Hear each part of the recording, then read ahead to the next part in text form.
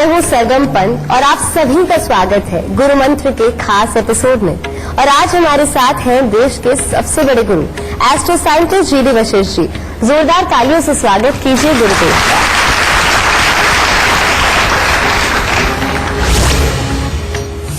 इस दुनिया में हर औरत की चाह होती है कि उसे कोई माँ कहकर पुकारे।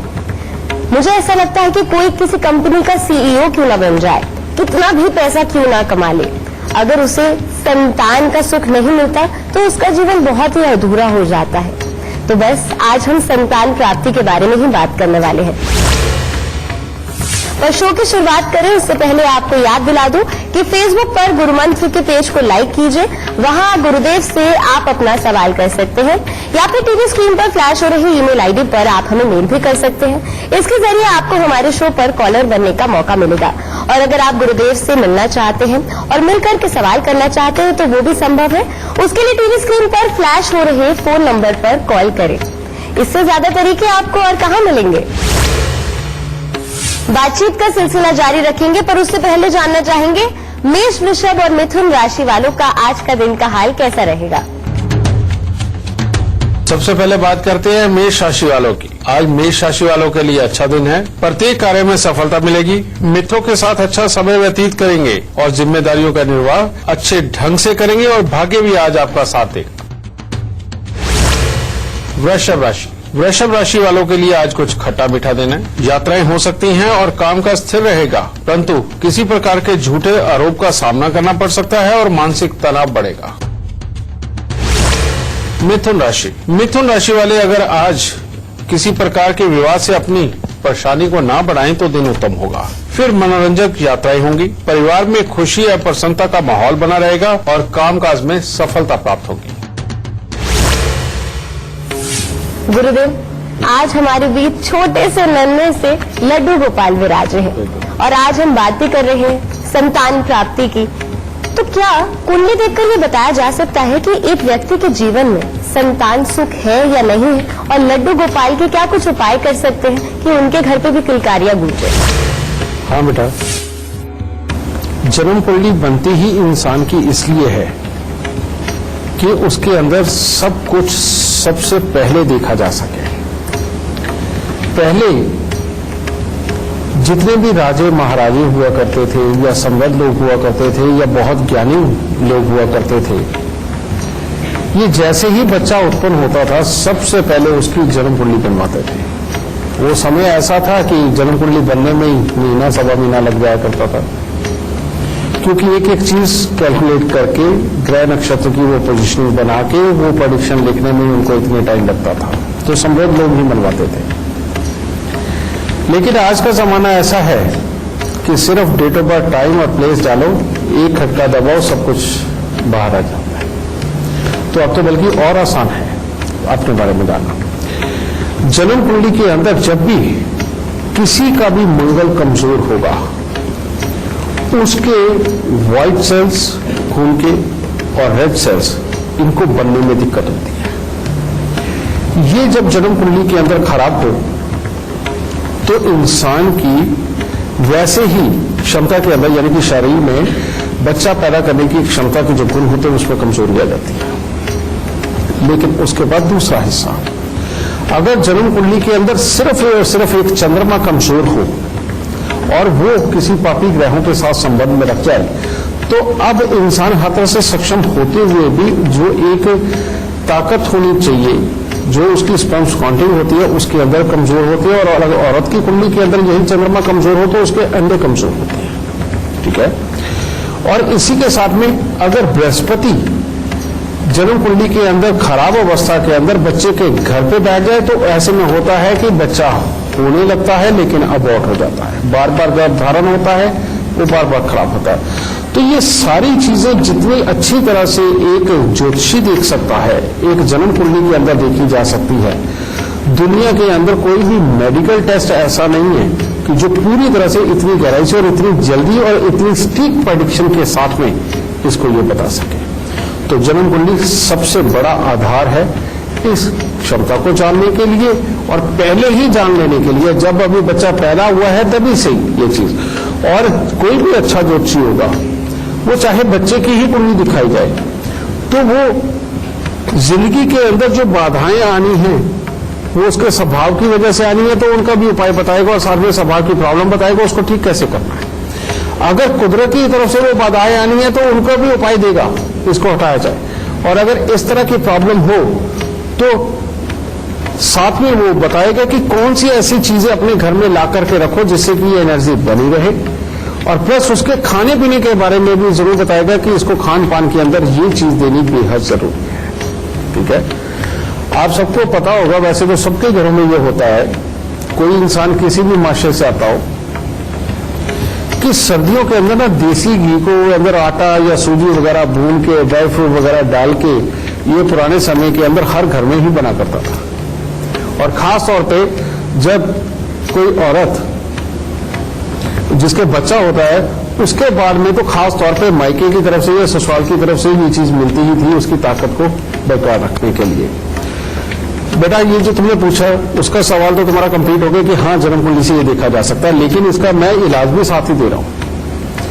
अगर आज के मॉडर्न जमाने में जिसके अंदर की घी जहर लगने लग गया है लोगों को, खास तौर पे अपनी हेल्थ को अच्छा बनाए रखने के लिए और ये वो सब कुछ, बेटा ये जितना घी से और इन बनी हुई ये पंजीरी से और ये ड्राई फ्रूट से दूर रहोगे जिंदगी में उतने ही दुख भोगोगे। कहने का मतलब शारीरिक तौर पे उतने ही गिरे रहोगे, समझ गए? क्योंकि ये वो ईंधन है जो आपको पूरी तरह से स्वस्थ रखता है। एक लंबी आयु जीने के लिए हमें जिन तत्वों की जरूरत होती है वो यही दूध घी के अंदर, ड्राई फ्रूट के अंदर, ये भुने हुए आटे के अंदर ही वो सब कुछ है। अगर ये सब कुछ बेटा तुम नहीं अपनाओगे और इनको छोड़ोगे तो ये सच्चाई है कि बहुत जल्दी अपने शरीर गिरता चला जाता है। और अगर कहीं जवानी के अंदर ही, जो कि आज की डेट में ये प्रॉब्लम पैदा होने लग गई है कि बच्चियां हों चाहे बच्चे हों, वो 15-17 साल की उम्र के अंदर ये छोटी छोटी चीजें समझ लेते हैं कि हम फैट नहीं खानी, ये नहीं करना, इसके अंदर ये होता है, इसमें से स्मेल आती है। वो जो बच्चे अपनाने लग गए तो अब हो क्या गया है, अब होने ये लग गया है बच्चियों के सिस्ट वगैरह होने लग गई है, पीसीओडी की प्रॉब्लमें इतनी बढ़ गई हैं, लड़कों के अंदर वो ताकत नहीं पूरी तरह से रह पा रही और ये सारे केसेस इतने बढ़ते जा रहे हैं। तो बेटा अगर इन चीजों को ठीक करना चाहते हो तो अभी से ही थोड़ा सा वो पुराना जमाना वापस लेके आओ, अपने घर में हर साल देसी घी के अंदर ड्राई फ्रूट डाल के ये चीज बनानी शुरू करो। सर्दियों के अंदर खुद भी खाओ, बच्चों को भी खिलाओ, ताकि ये जो समस्या इतनी बढ़ती चली जा रही है इसके ऊपर वाकई में अंकुश लगाया जा सके और इस समस्या को खत्म किया जा सके। क्योंकि ये पंजीरी के अंदर का गुण होता है वो आपके मंगल को इतना स्ट्रांग बना देते हैं और खून के अंदर के तत्वों को इतना स्ट्रांग बना देती है ये कि अगर आप 20 दिन का उपवास करके भी चलते हो तो आप तब भी जी जाओगे, कितना शरीर ताकतवर हो जाता है। और अगर इसको छोड़ोगे तो बेटा 4 घंटे की भूख बर्दाश्त नहीं होगी, गुस्सा सातवें आसमान के ऊपर होगा, पूरे घर को सर पे उठा के साफ साबित कर दोगे कि आप कितने कमजोर इंसान हो अंदर से। ठीक है, तो डाइटिंग करने से ये सारे हालात पैदा हो रहे हैं। बेटा पंजीरी खाओ और अपने आप को स्वस्थ बनाओ और ये जो दुख हमारे समाज में आ गया है इसको जल्दी से जल्दी हम दूर कर सके। ठीक है, खुश रहना। गुरुदेव, हमारे आसपास हमारे जीवन में कई ऐसी चीजें होती हैं जो हमें सोचने पर मजबूर करती है, ऐसा क्यों? हर एपिसोड में हम ऐसे ही सवाल आपसे करते हैं। ऐसा ही एक सवाल आज भी मैं आपसे करना चाहूंगी कि आजकल के टाइम में हमें ऐसा लगता है कि हम अपने बच्चों के लिए पैसा जमा करें, पर कुछ लोगों की तो संतानें ऐसी होती है जो कि सब कुछ गड़बड़ कर देती है। पैसा होता है तो उसमें भी एकदम नुकसान करते हैं। वो कहते हैं ना, कहावत होती है, पूत सपूत तो क्यों धन संचय, पूत कपूत तो क्यों धन संचय। तो ऐसा क्यों होता है? संतान तो हो गई, पूरे परिवार का नाम डूब गई। लेकिन बेटा पहले बड़ा आसान था कि किसी को भी ये कह देना कि ये पूर्व जन्मों के फल है और सारी बात आराम से ढक जाती थी। रियलिटी में बेटा तब साइंस इतनी डेवलप नहीं थी कि हम अपनी हर चीज के तथ्य को समझ सके, कारण को समझ सके। और ये जो हम एस्ट्रो साइंस लेकर के भी आए हैं और इसको ये जो इतनी रिसर्च करी, इसको ये इतना बढ़ा रहे हैं, उसके अंदर हमने एक और चीज पैदा की जो मैं अभी आपको बताऊंगा। ये शुरुआत से ही होता आया है कि अगर कोई एक राजा महाराजा भी रहा है और उसने दुनिया के भलाई के लिए बहुत कुछ किया है, तो उसके यहां भी संतान ऐसी उत्पन्न होती है कई बार कि जो पूरी तरह से राजपाट का भी और खानदान का भी सब नाम हो जाती है। ठीक है। और आम घरों में भी, जरूरी नहीं समृद्ध घर, जो बहुत ज्यादा समृद्ध घर नहीं, उनके अंदर भी ऐसी औलादें पैदा होती हैं। लेकिन उसका रीजन क्या है? सबसे पहला रीजन तो यही है कि जब से हमने इस ज्योतिष को, इस पंचांग को मानना बंद किया है, तब से हमारे लिए विकट स्थितियां विकट ही होती जा रही हैं। पहले क्या होता था? एक मुहूर्त निकाला जाता था। मुहूर्त क्या निकाला जाता था कि इस वक्त में शादी करना बहुत ही अच्छा रहेगा। आप क्या समझते हैं कि शादी का मुहूर्त निकाला जाता है? बिल्कुल नहीं। वो शादी का मुहूर्त नहीं होता। वो मुहूर्त इस चीज का होता है कि अगर इस वक्त में मियां बीवी का एक जोड़ा मिलता है, तो वो 9 महीने के बाद में 10वें, 10.5वें महीने तक का उस वक्त का योग ऐसा चल रहा होता है कि उसके अंदर ग्रह योग इतने खराब नहीं होते कि जिसके अंदर कोई कपूत तुम्हारे घर में जन्म ले ले। समझिए, इस चीज का वो मुहूर्त होता है। और ये सही मायने में पंचांग बनाने वालों को भी बहुत ज्यादा ज्ञान नहीं है। कहने का मतलब पढ़ के जो बताने वाले उनको भी ये ज्ञान नहीं है कि ये मुहूर्त होते किस चीज के हैं। वो तो इतना जानते हैं कि आप गए और उनसे जाके पूछा, गुरुजी शादी का कोई बढ़िया सा मुहूर्त निकालते, वो कहते हैं ये सर्वसिद्धि मुहूर्त ले लीजिए। ये बात सच है। मुहूर्त का मतलब यही है, शादी के मुहूर्त का सिर्फ, कि अब से 9 महीने और 10.5 और 11 महीने तक योग ऐसा रहेगा कि जिसके अंदर जो संतान उत्पन्न होगी वो। लेकिन अब आजकल का एक और फटा कि आजकल तो कहते हैं कि पहले शादी करेंगे, अभी 2 साल बाद प्लानिंग करेंगे, तो मुहूर्त की वैसी जरूरत नहीं रहेगी। वो चीज खत्म होगी। ये रियलिटी है जो मैं आप तक पहुंचा रहा हूं, समझे। और तीसरा, अगर आपको 2 साल बाद भी लेना तो तब भी मुहूर्त निकलवा लो कि कौन सा शुभ मुहूर्त है शादी का। आप सिर्फ इतना ही पूछ लो कि शादी का कौन सा शुभ मुहूर्त आ रहा है, ये आ रहा है, ओके अब बच्चा प्लान करते हैं, इस मुहूर्त में करेंगे, ताकि आगे जाके अगर 10.5 11 महीने तक भी अगर बच्चा होता है तो उसके ग्रह योग हो जाए। एक तो ये चीज। दूसरी बात बता, जन्म कुंडली के अंदर एक बार अगर कोई बहुत खराब ग्रह आके बैठ गए तो उस इंसान में इतनी क्षमता ही नहीं होती कि वो अपनी मानसिकता को, अपने कर्म को तोल सके और ये तोल सके कि वो उसके पास से गलत काम हो रहे हैं कि अच्छे काम हो रहे हैं। उसको सिर्फ अपना स्वार्थ नजर आता है और अपने स्वार्थ के अंदर इंसान सारे गलत काम कर जाता है।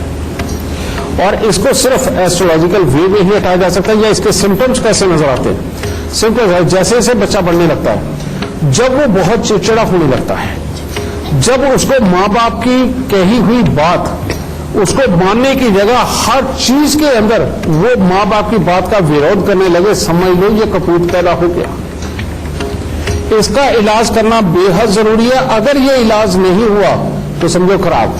लड़का हो लड़की हो, जिसको अपने माँ बाप की कही हुई बातें जहर की तरह लगने लग गई और आगे उन्होंने जवाब दे दिया कि माँ तुझे नहीं पता, बाप तेरे को नहीं पता, हमें पता है, तो समझ लो इस बच्चे के पास से भविष्य में गलत काम होना ही होना है। लेकिन अब बच्चा स्वयं तो उपाय नहीं करेगा ऐसे, क्योंकि ऐसे में बच्चा उड़ता है, मानता नहीं इन कहने को।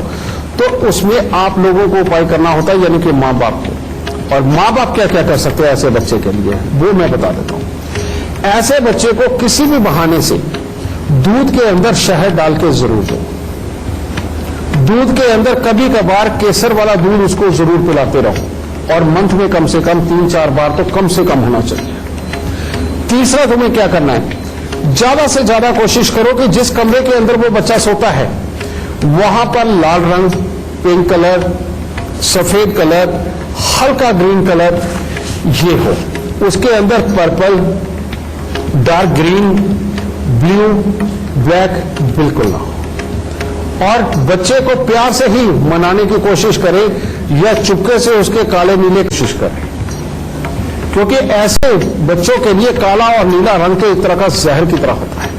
ठीक है, ये करें। उसके खान पान को व्यवस्थित रखने के लिए और उसकी मानसिकता को उधर से बढ़ाने के लिए एक और खास चीज करनी होती है कि बच्चे को किसी भी तरह से करके देसी घी खाने की आदत डालो, क्योंकि देसी घी में वो ताकत है, ये चंद्रमा ये एक ऐसी ताकत है जो अंदर की सहन शक्ति को बढ़ाता है, ज्ञान को जबरदस्ती प्राप्त करने के लिए इंसान को अंदर से ही प्रेरित करता है और इंसान को प्रेरित करता है कि उसके अंदर संस्कार डेवलप हो जाए और वो अच्छे बुरे की समझ को समझने लग जाए। समझिए, जो भी इंसान बिल्कुल घी नहीं छूता, आप देखिए उनके अंदर का चिड़चिड़ापन, स्वार्थपन तक चला जाता है, वो अपने आप ही खराब होने लगता है। ठीक है, तो इसलिए बेटा ये मैंने आपको साथ में उपाय भी बताए और साथ ही अगर हो सके तो हर शनिवार को नारियल, बादाम या उड़द, साबुत काले चने किसी न किसी रूप में सरसों का तेल लगा के इनको दान में देते रहें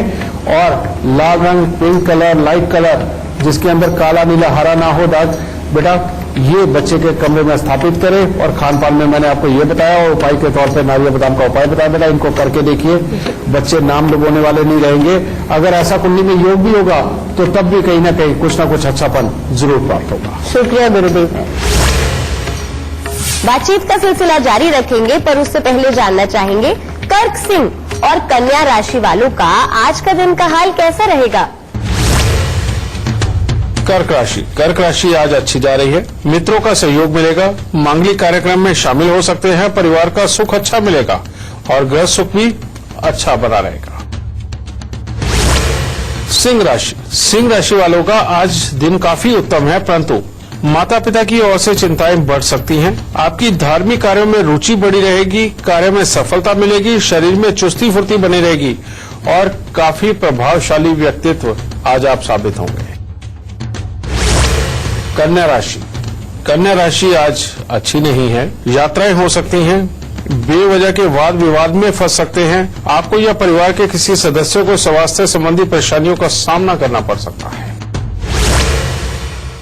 गुरुदेव, धीरे धीरे करके हमारा गुरु मंत्र शो इतना बड़ा हो गया है कि लोग हमारे साथ जुड़ने लगे हैं बहुत ही लार्जर स्केल पर। सोशल मीडिया प्लेटफॉर्म्स पे सवाल आते हैं और आज हमारे कार्यक्रम का हिस्सा बने हैं कई लोग और कई दर्शक हैं जो सवाल भी पूछना चाहते हैं। अनुरोध करूंगी कि आप मार्गदर्शन करें, जो सवाल करना चाहते हैं सवाल करिए। जी, क्या सवाल है आपका?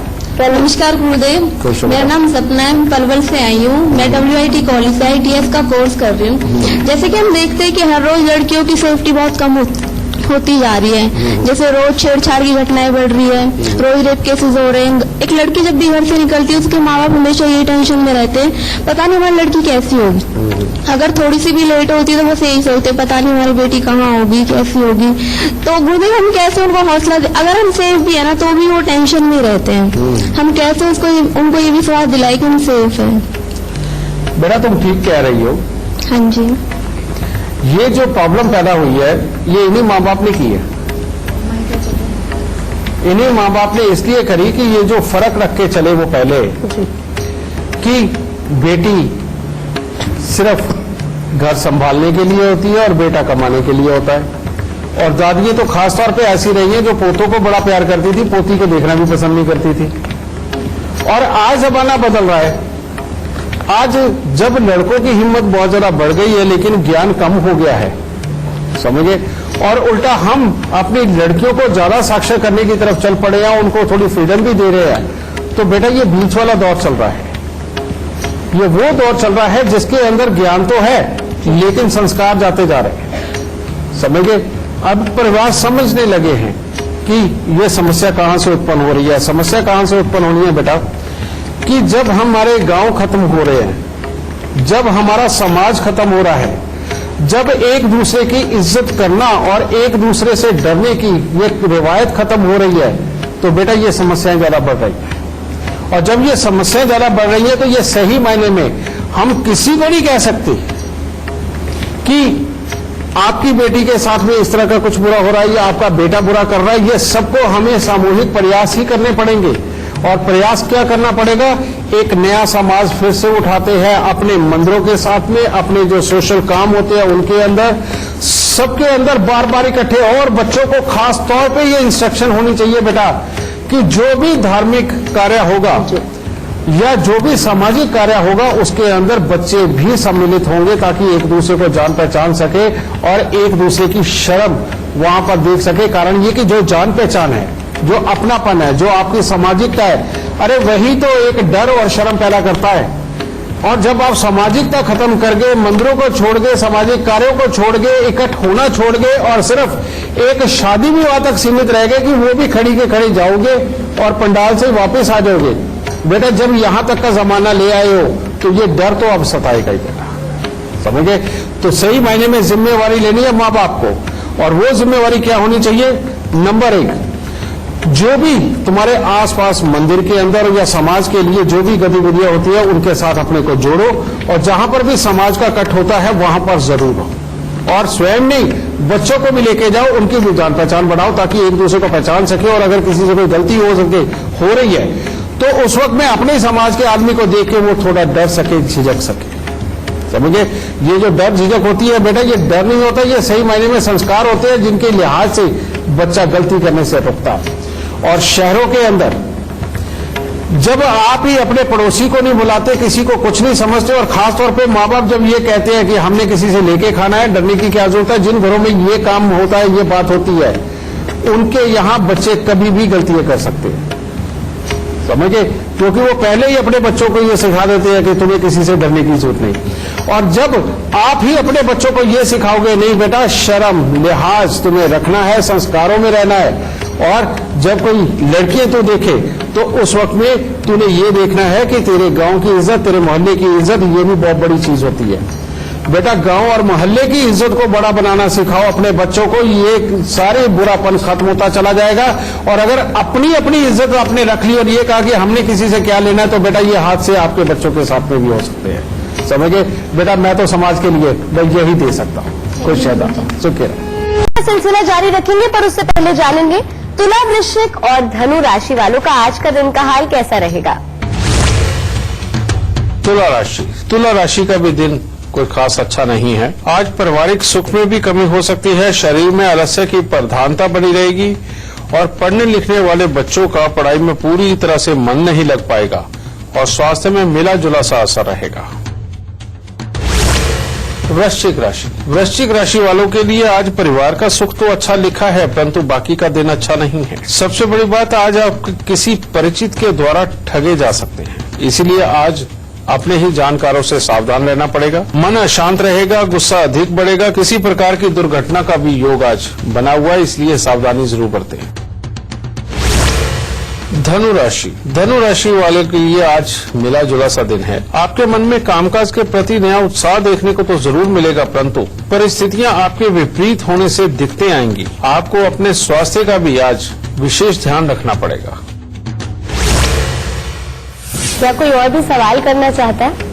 जी नमस्ते गुरुजी। खुश हो बेटा। मेरा नाम पार्वती शर्मा है। हाँ पार्वती। मैं पलवल से हूँ। मुझे अपने निजी जिंदगी के बारे में कुछ पूछना है। ठीक है बेटा, डेट ऑफ बर्थ बताओ। 20 मई 1992 रात को 11 बजे। जी, जन्म स्थान भी बता दीजिए। गांव दूधौला।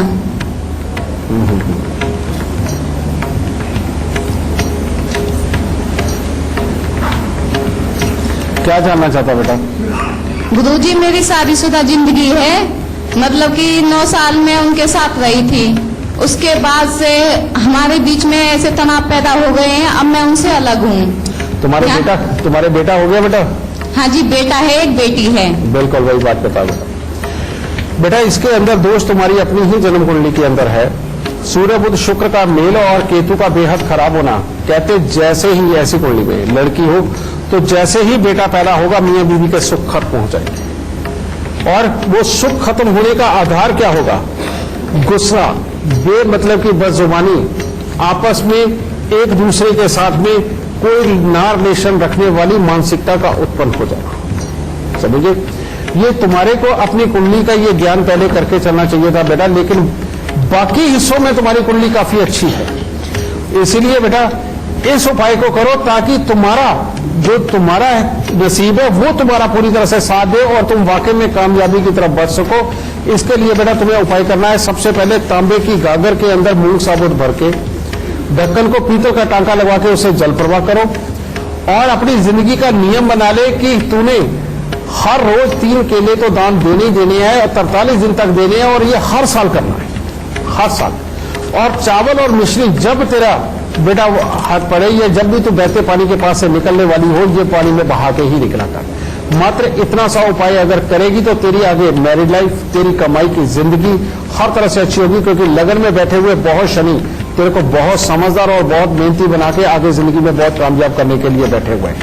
तो बेटा शनि के दान तुझे ज्यादा करने नहीं, बस यही 2 उपाय कर, और केले का दान तेरे लिए सर्वोपरि है, इसको करती जा और जिंदगी में सुखी रह और आगे की जिंदगी अच्छी होगी।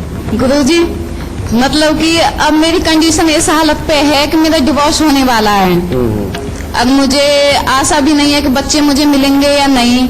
क्या मेरी जिंदगी आगे तक ऐसी ही रहेगी या कुछ सुख है या नहीं है, मुझे ये बताइए। अब बेटा बात ये हो जाती है कि जो इंसान दुखी होता है ना वो बेचारा होता है सबसे बड़ा, ये बात सच है। लेकिन बेटा ये बेचारगी तक हम ना पहुंचे इसका ख्याल भी तो हमें ही रखना होता है ना, समझे?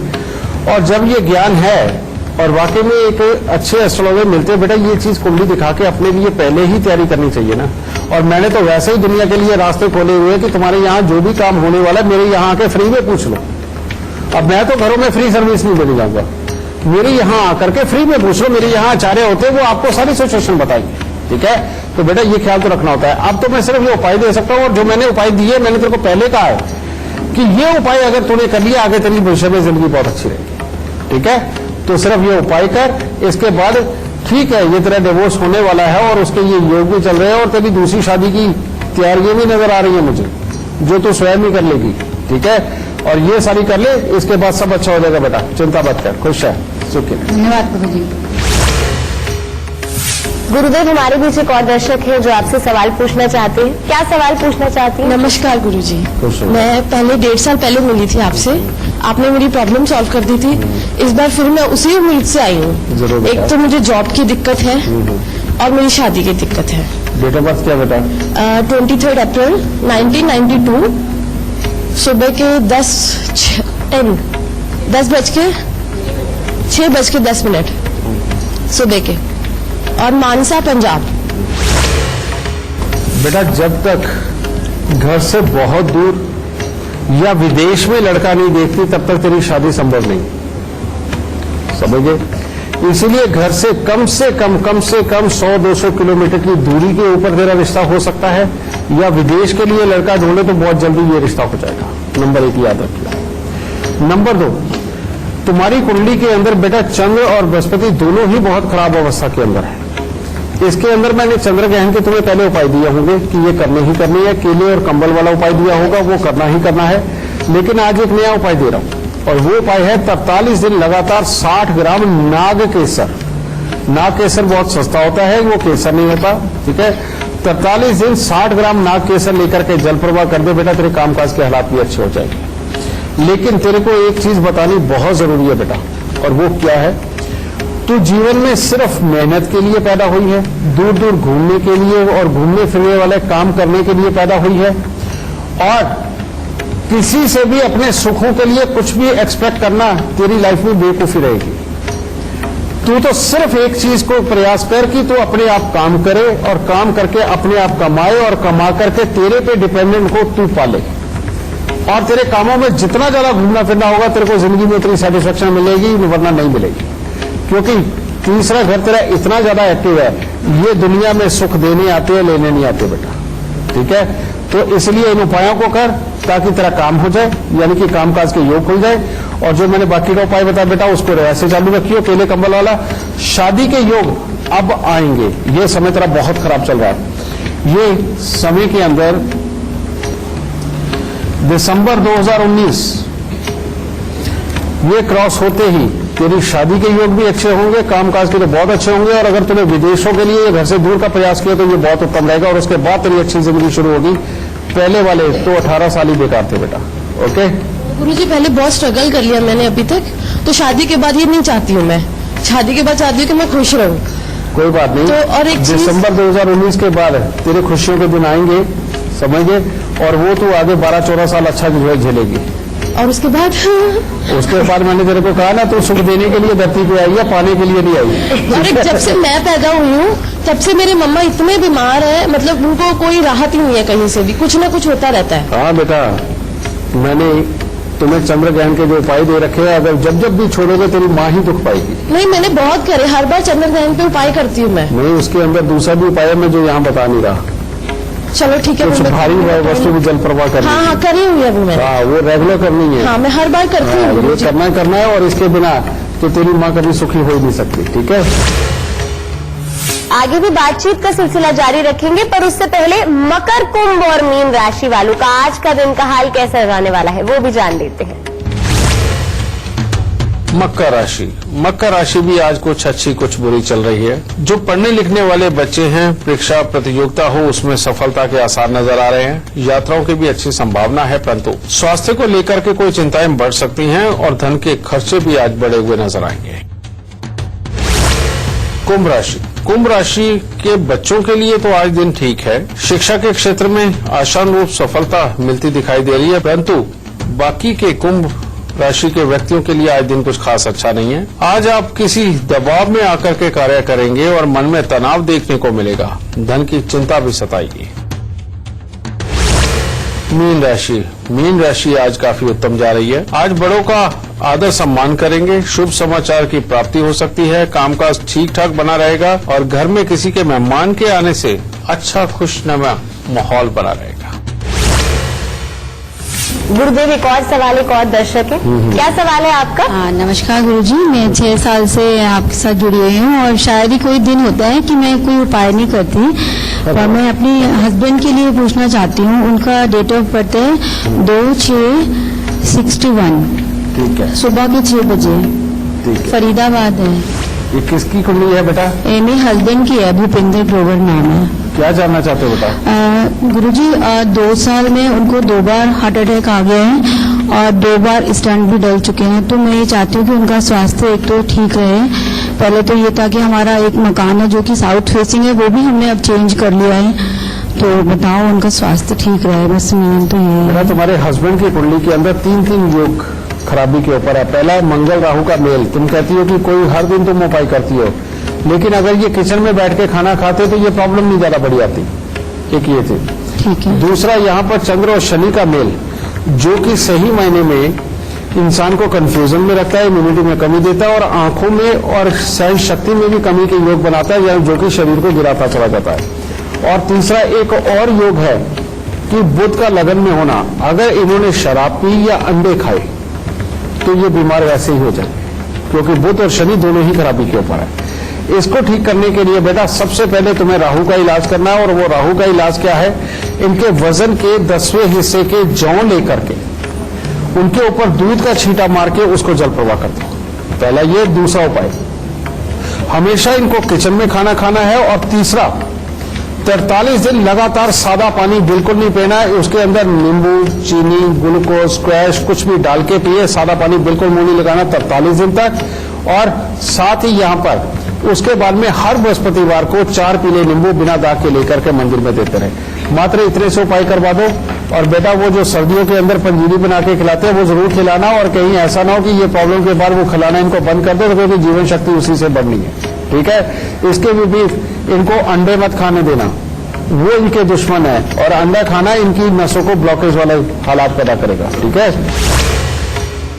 बातचीत का सिलसिला जारी रखेंगे, पर इस वक्त एक लाइव कॉलर हमारे साथ जुड़े हुए हैं। हमारे साथ अहमदाबाद से राकेश यादव हैं। राकेश यादव, से पहले आप गुरुदेव से अपना सवाल करें, आप हमें अपने जन्म की तिथि, समय और स्थान पहले बता दीजिए। नमस्ते गुरुजी, मेरा नाम राकेश यादव है। मेरा अहमदाबाद में जन्म हुआ है। मेरा जन्म रात को 11:30 पे हुआ है और 3/4/1985 मेरी जन्म तारीख है। मेरी समस्या सबसे बड़ी ये है कि पैसे आते हैं, कमाया भी जाता है, लेकिन बच नहीं रहा है। काफी सालों से ये तकलीफ हो रही है। सबसे ज्यादा ये तकलीफ मुझे 6 महीने से हो रही है। क्या कारण हो सकता है इसका? बेटा, पैसा टिकता नहीं है, पर इसके पास पैसा होगा बहुत। ठीक है। और ये भविष्य के अंदर वाकई में इसके पास किसी चीज की कमी नहीं रहने वाली। बस एक ही चीज, अगर तुमने किसी के ऊपर कोर्ट केस नहीं किए और जो तुम पे कोर्ट केस करने वाला है उसके साथ अगर समझौतों के साथ, म्यूचुअल अंडरस्टैंडिंग के साथ ये दिन अगर तुम नहीं आने दो तो तुम्हारी कुंडली बहुत उत्तम है और तुम्हारी जिंदगी में बहुत पैसा इकट्ठा होगा, खूब तरक्की करोगे, किसी चीज की कोई कमी नहीं रहेगी। लेकिन अगर कोर्ट केसों में फंस गए और कोर्ट केस होने लगे तो मामला खराब हो जाएगा। एक तो ये चीज, दूसरी बात, पता नहीं कब जब भी मकान बनने का योग आएगा, रिपेयर होने का योग आएगा, स्वास्थ्य में भी दिक्कत आएगी, स्वभाव भी बिगड़ेगा। और उस वक्त में हर शनिवार को शनि के जो दान होते हैं बेटा, अगर वो नहीं दिए तो जब स्वास्थ्य बिगड़ जाएगा तो पैसा भी कहां से जुड़ेगा। ठीक है, तो इन दो चीजों का तुमने खास ध्यान रखना है। अगर इन दो चीजों का ध्यान रखते हो तो बड़ा मामूली सा उपाय देने लगा हूं बेटा, इसके बाद ही परमात्मा की दया से पैसा बहुत अच्छा जमा होगा। और वो उपाय क्या है? 4 दृष्टिहीन दिव्यांग व्यक्तियों को अपने घर पे बैठा के साल में 1 बार या 2 बार खाना खिला के उनको दक्षिणा देके विदा करो। एक तो ये, और दूसरा, हर रविवार को 400 ग्राम गुड़ लेकर के बेटा उसे जल प्रवाह करते रहो। एक तो ये हो गया। और हर शनिवार को शनि की वस्तुएं किसी भी तरह की, सबको पता है कौन सी होती है बेटा, वो दान में देनी शुरू कर दो। एक ये। और चौथी बात, जब बेटा तुम शादी करो और या शादी हो चुकी तो उसके बाद में अपने ससुराल से एक चांदी की ईंट लेकर के वो सदा अपने घर में रखो, छोटी सी 50-100 ग्राम की, वो लेकर के अपने घर पे रखो। बात रहे, इतने से उपाय बहुत है जो तुम्हारे घर पे तुम्हें पैसा भी दे सकते हैं और सुख समृद्धि भी देंगे। खुश है बेटा। आज का शो देखने के बाद हम तो बस यही आशा करते हैं कि जल्द से जल्द आपके घर भी एक नन्ना मुन्ना बच्चा पैदा हो और उसकी किलकारियां गूंजे। उसके लिए करना आपको बस इतना है कि गुरुदेव के बताए उपाय अपनी जिंदगी में ढालने हैं और आप खुद देखेंगे कि आपके जीवन में परिवर्तन जरूर आएगा। गुरुदेव, हमारे दर्शकों का मार्गदर्शन करने के लिए हमेशा बहुत बहुत शुक्रिया। माता रानी सबको सुखी रखे, खुश है बख्शे। तो चलिए, आज के लिए तो बस इतना ही। कल फिर हाजिर हो जाएंगे एक नए विषय के साथ। तब तक के लिए दीजिए इजाजत। नमस्कार।